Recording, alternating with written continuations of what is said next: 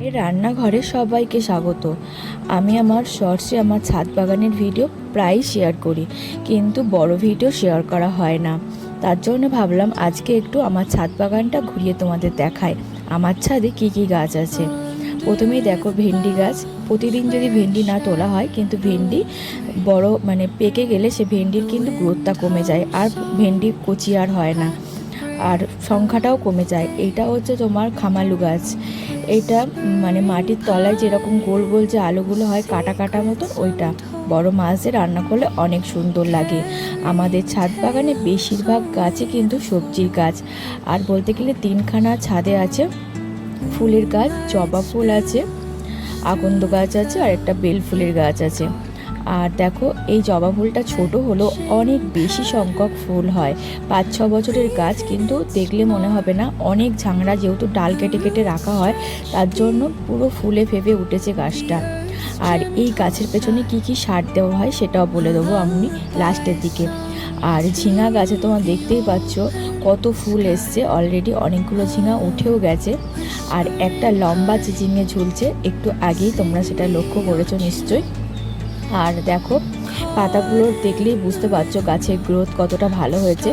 কোনো রকম বাইরের কেনা সার বাদ দিয়েই কিন্তু বাড়িতেই সার তৈরি করেই কিন্তু দেওয়া হয়।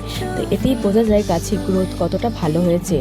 আর এখানে নেট দিয়ে ছাউনি করা হয়েছে যাতে গাছ খুব সুন্দরভাবে ওপরে ছড়িয়ে পড়তে পারে আর খুব সহজেই সবজি তোলা যায়।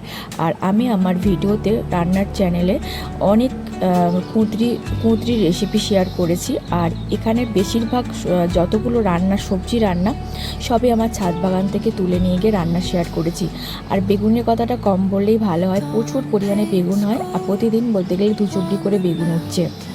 আর খুব কলমি শাকের তো বন হয়ে গেছে, যেহেতু ওপরে ডগ কেটে তোলা হয় বলে প্রচুর পরিমাণে কলমি শাক হয়েছে। আর লাউ গাছ তো হয়েছে, পুরো ফুল এসছে নতুন। আর এইটা হচ্ছে আদা গাছ লাগানো হয়েছে সবেমাত্র নতুন।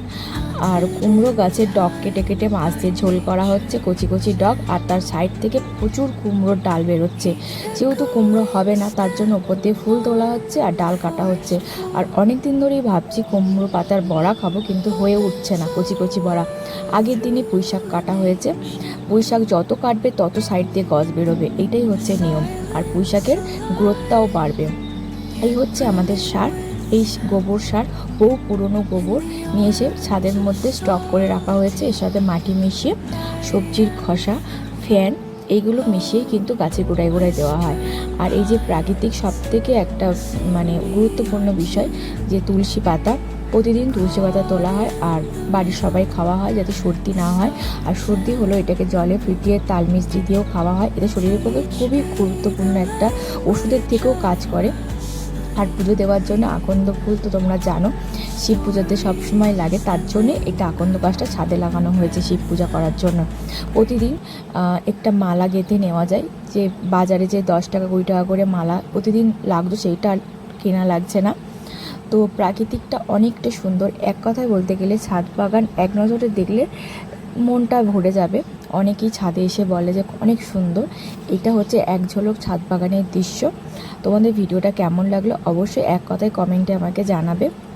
আর এই ঝিঙে গাছটায় পিঁমড়ে লেগেছে অনেক দিন ধরে, গাছটা কিন্তু বাড়তে দিচ্ছে না। এটা অন্য একটা ঝিঙে গাছ, এটা বৃষ্টির জন্য স্প্রে করা হচ্ছে না। তবে ভিডিওটা কেমন লাগলো অবশ্যই আমাকে